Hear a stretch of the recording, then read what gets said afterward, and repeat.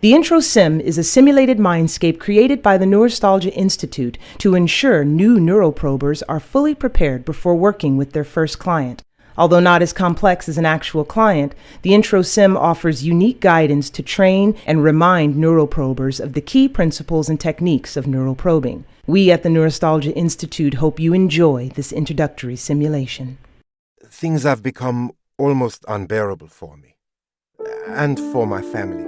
Nothing has helped. I guess that's why I'm here. So, if I just talk about my troubles, you'll be able to use it later to help with the procedure? Seems hard to believe, but you're the experts. I think many of my issues started when I was young. So, why don't we start with my childhood days, yes? Okay, let's see. I was raised in a lovely cottage in rural Germany. We didn't have much, but my twin sister, our father and I got by. There was actually a great famine for much of my early childhood, and often we went without food. I had many happy moments with my family, But the darkest times began when my father remarried. My stepmother always resented my sister and me. We didn't like her much either, to be honest. God, she was horrible. Sometimes she would take my sister and me out for long walks in the forest, and then she'd hurry home. My sister and I couldn't keep up, and we'd often get lost. We learned to leave a trail of whatever we could find on those walks to help us get home. I guess, in some ways, our stepmother helped us become resourceful like that. My sister is a real fighter, the kind of woman any girl or boy could look up to. She volunteers to work with various youth organizations now. Enough about her. Okay, what else? Maybe I should talk about my feelings, yes? You may find it hard to believe, but I've always struggled with various eating disorders and anxiety around food. Eating anything rich makes me feel scared and anxious. It's hard to describe. My sister has actually experienced similar issues, and it has worsened for us both as we've gotten older. That's not normal, now, is it? We've seen countless doctors about this in the past. They've determined that our issues may be trauma-related, but have yet to help us sort out the underlying source. They have yet to fix us. That's why we're here.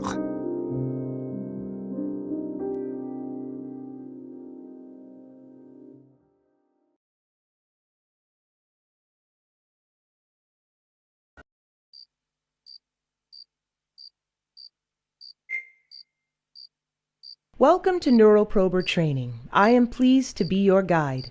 When I'm speaking, you can always make a right-click motion to skip the instruction.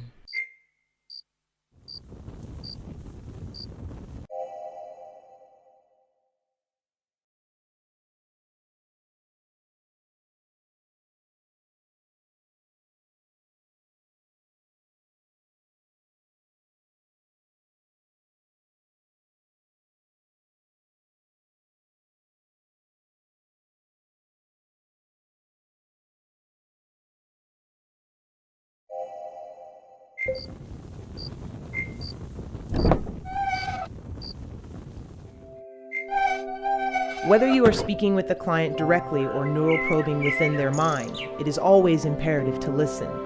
You'll find that every detail of the subconscious is trying to tell its story.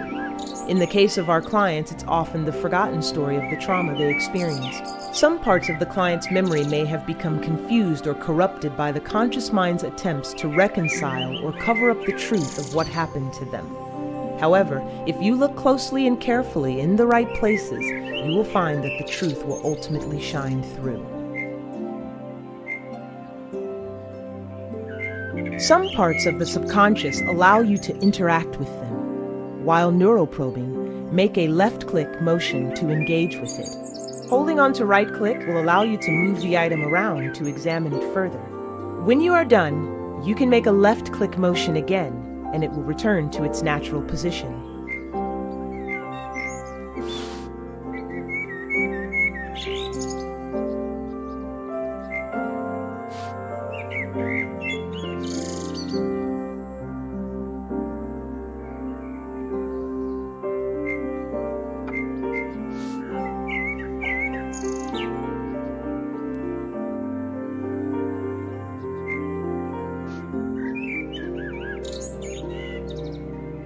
While neuroprobing, you will encounter objects that look like photographs. This is how your consciousness interprets the concrete memory moments it finds within the client's psyche. Typically, there are about 10 of these memory photos found in each psyche. The mind can only hold on to so much. You'll find that half of these photos present an actual moment relating to the trauma. The other half tend to be false memories created by the client's conscious mind.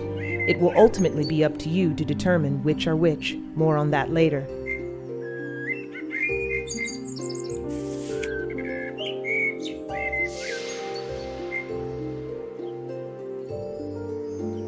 When you acknowledge a memory photo, it will surface more prominently in the client's psyche, and at that point can be found in a safe area of the mind, often where you begin within the client's mind.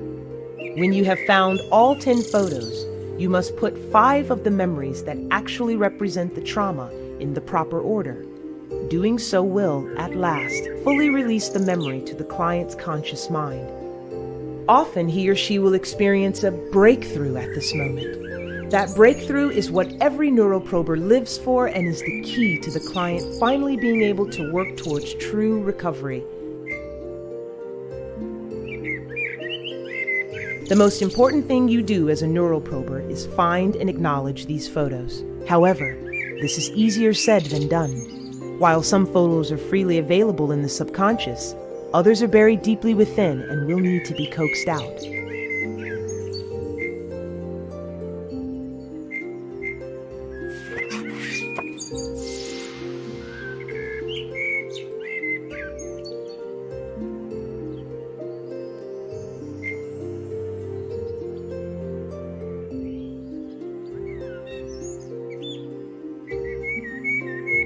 Interacting with one part of the mind can sometimes open up new areas of the psyche.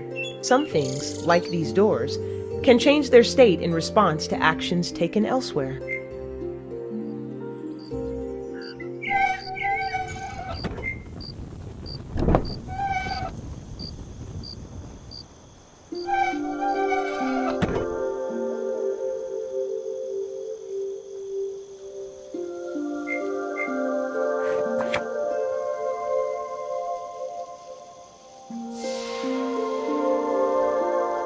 The subconscious doesn't take kindly to intruders and will take every opportunity to feed off of any sensations of anxiety or tension you offer to it. If you can, try to stay calm and peaceful, even in the face of terror.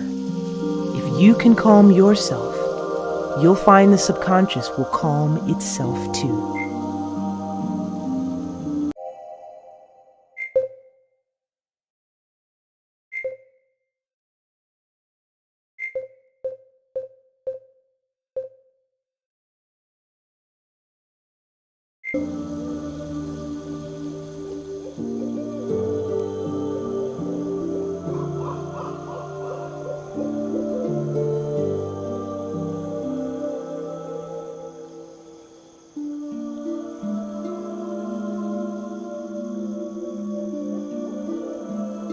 Here's an example of a particularly buried memory. Some details of a given trauma can be especially tenacious, but by gently and cleverly listening to the clues the mind gives you, you will find all you need to work through it.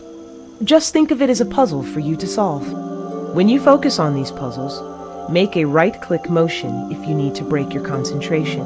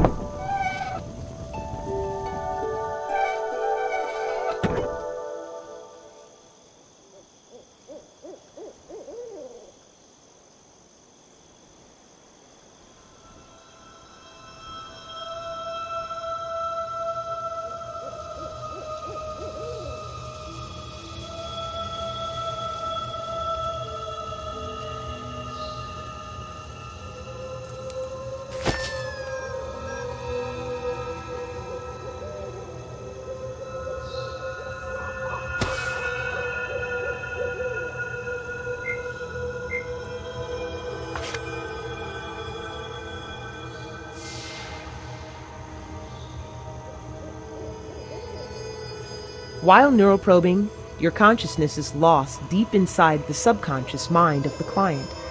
Though this is a journey that you must make alone, we at the Neurostalgia Institute take the safety of our neuroprobers very seriously.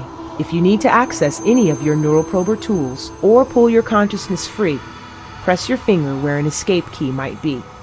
This will bring up your neuroprober tools, and you can proceed as needed from there.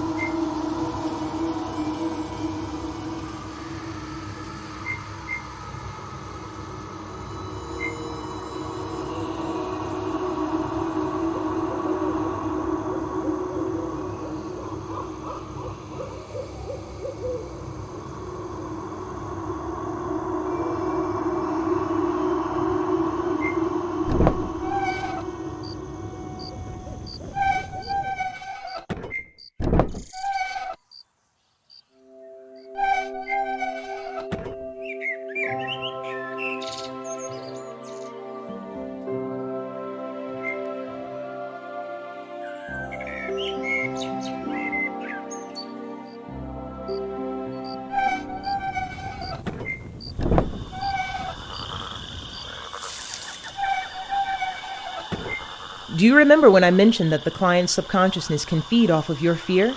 Some uniquely vulnerable areas can be very sensitive and dangerous. When you place your consciousness in another's subconsciousness, there is a risk of you getting hurt, of the pain and turmoil of the client's psyche drawing your own mind into its agony. You must be brave in these areas despite the risk. You must stay calm.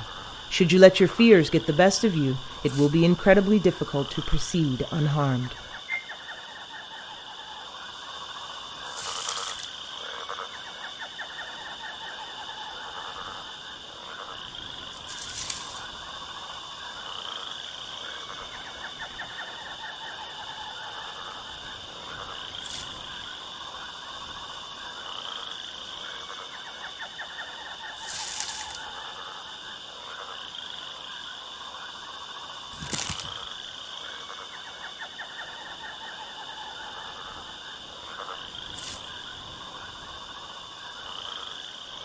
You can even pick up and walk around with some objects.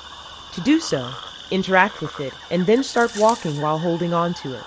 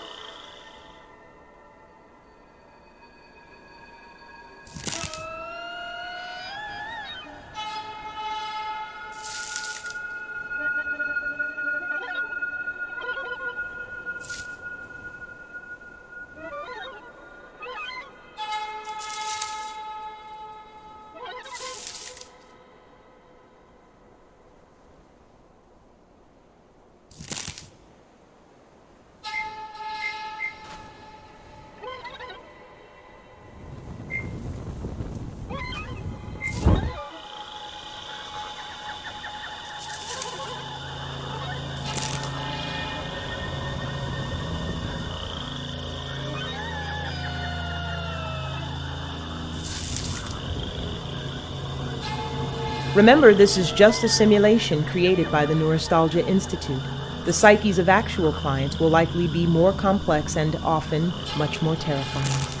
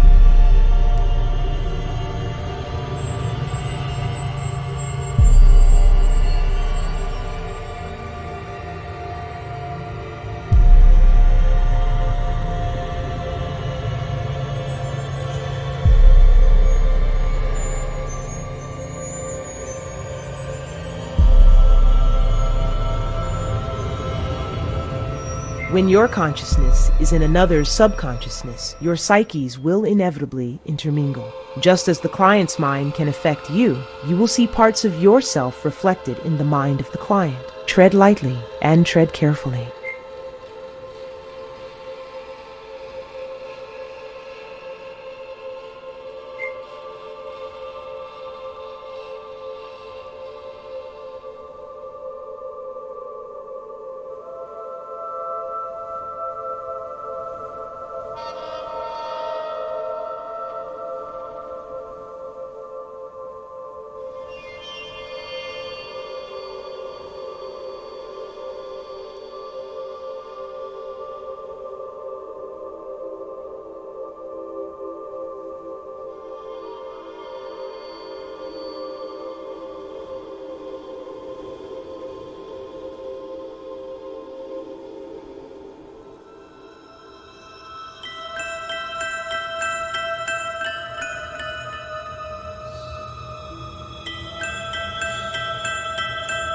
At Neurostalgia, we take great measures to ensure our neuroprober's safety as best we can.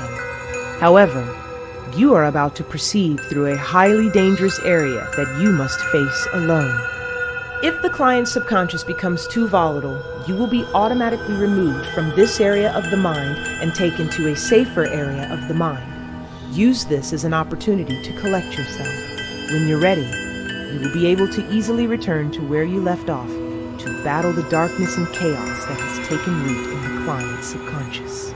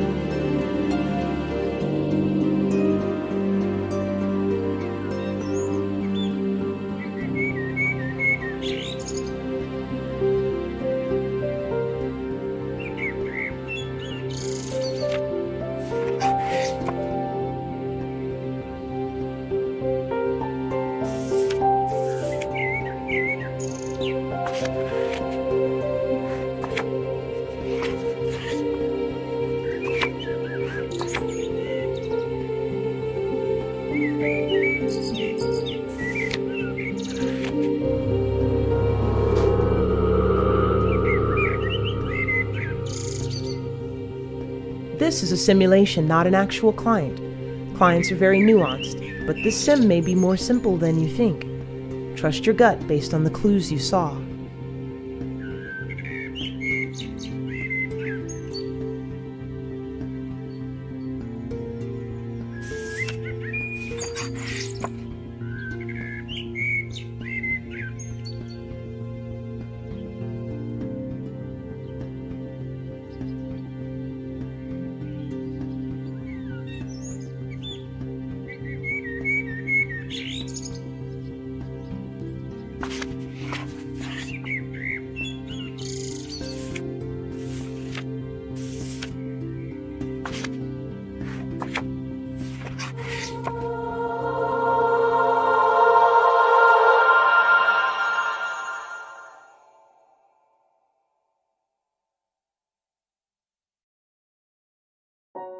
Oh my God.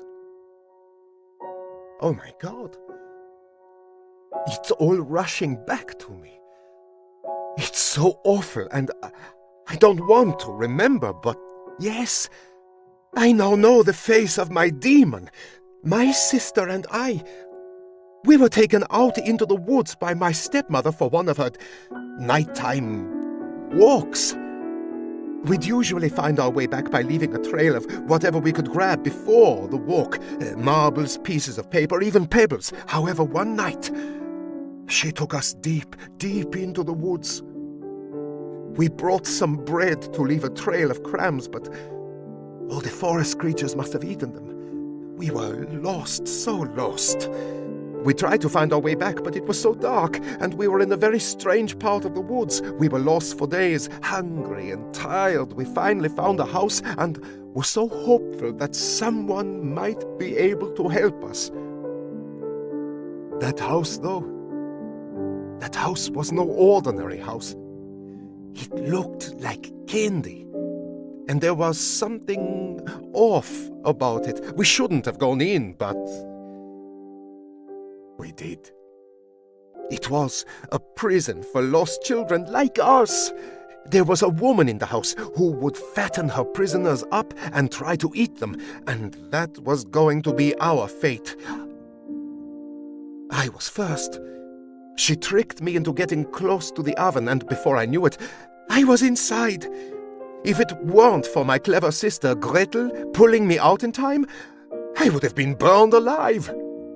We escaped that house and found our way home. After that, things started to get better. Our awful stepmother passed away, and my family came into some wealth.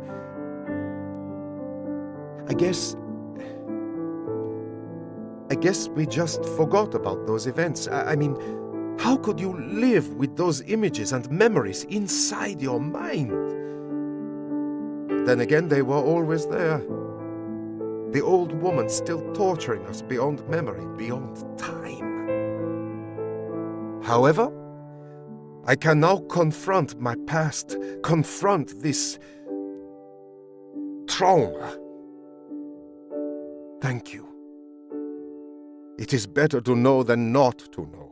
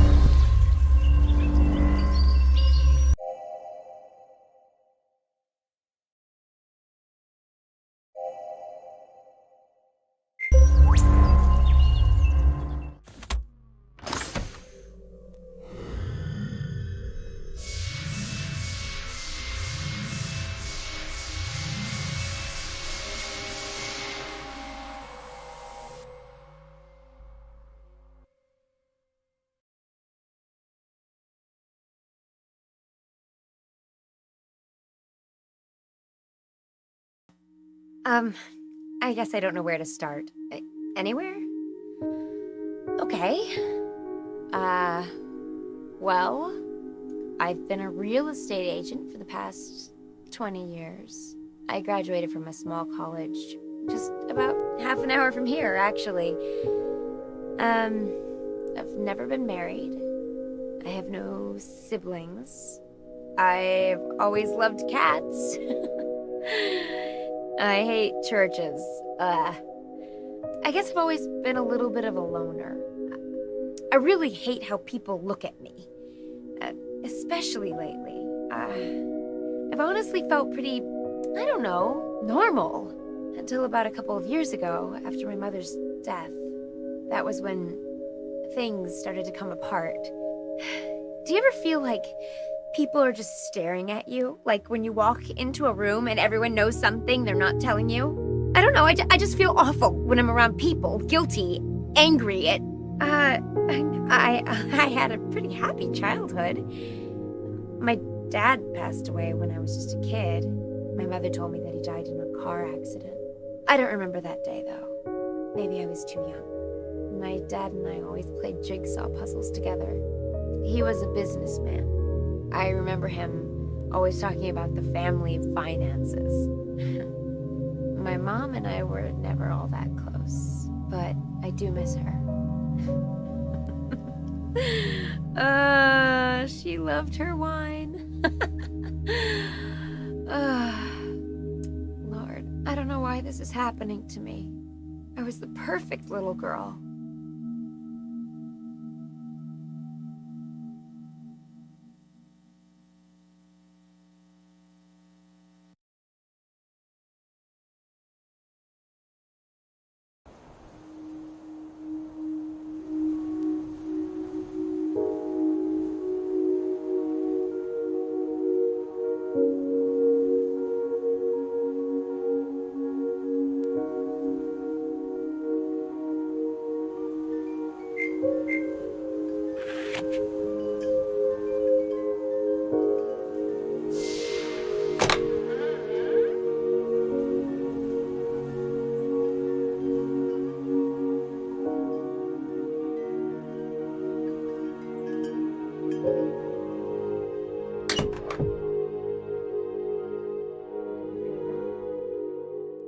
I did my best.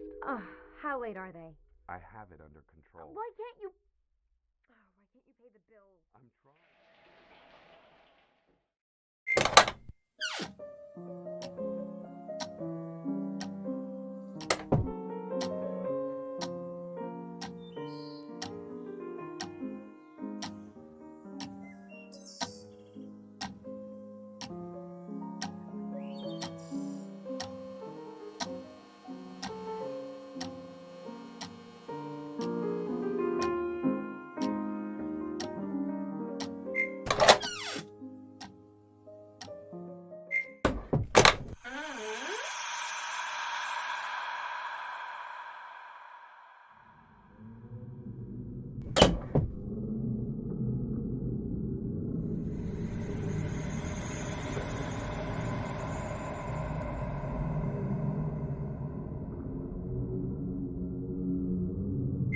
Turn the lights off and go to sleep, honey.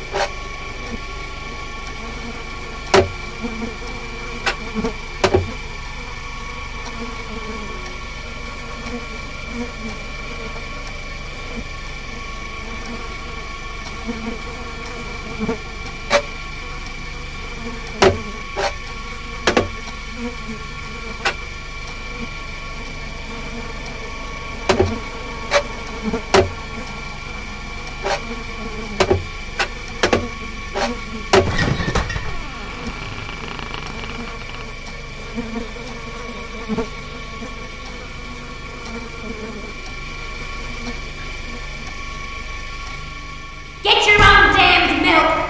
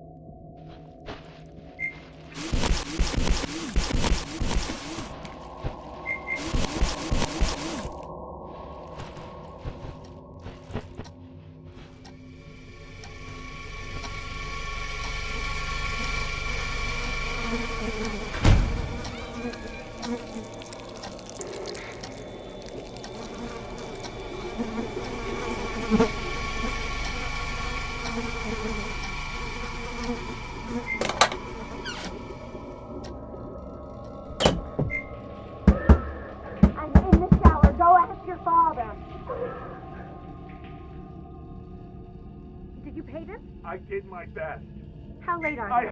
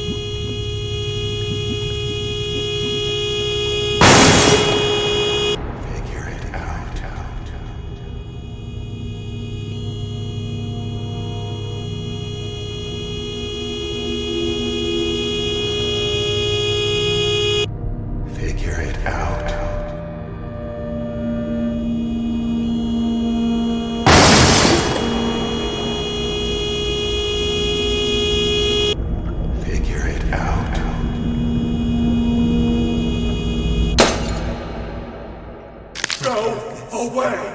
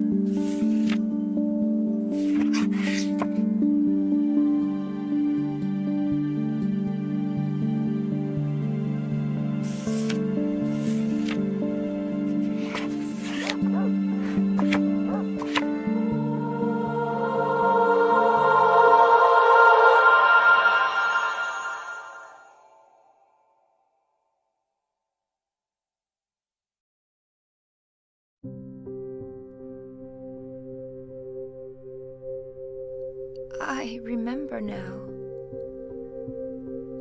I was playing tea party out in my yard one day, and I got thirsty, so I went inside to pour myself a glass of milk.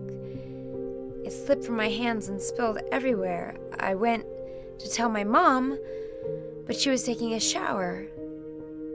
So I went to tell my father. He was upstairs in his bedroom, and when I opened the door, he had a gun in his mouth.